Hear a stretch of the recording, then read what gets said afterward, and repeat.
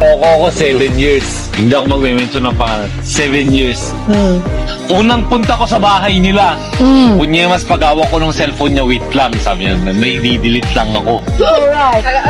Pero hindi ko pinayagan. Kinuha ko yung cellphone niya. Nagulat ako. Teka lang, baby. Sabi niya. Wow, baby shark. Andito si MM. Sabi niya doon. Maganda kasi siya, Beth. Totoo yun. Maganda siya, pero maganda siya. Mabait. Kahit na. Unique. Pag mahal mo kasi ang isang tao, Handa ka magpakatanga para sa kanya. napamahal. You know, ano na isa? Hindi, sa akin, puta, nagpakatanga ako. Mahal ko siya eh. Ano kung magagawa mo kung mahal ko yung isang tao? Bakit ka ganyan niloloko? Nagkulang ako. Nagkulang na naman! Lagi na lang nagkulang. Ano ba yung pagkukulang na yan?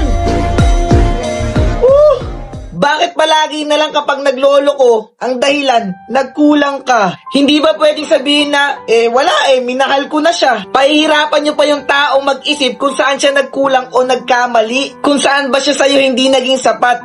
Na kahit anong pagmamahal na ang ibinigay niya para sa'yo, hindi pa rin nga talaga siya naging sapat. Bakit hindi na lang inamin nung una? Bakit kailangang mahuli ka pa niya? Bakit kung kailang nalaman niyang may iba ka na, saka mo palang sasabing nagkulang siya? O kahit sabihin na nating nagkulang talaga siya, bakit hinayaan mo pa na magtagal pa kayong dalawa? Kung sa una pa lang pala ay may pagkukulang na sa kanya. Bakit? Mahirap bang aminin yung totoo?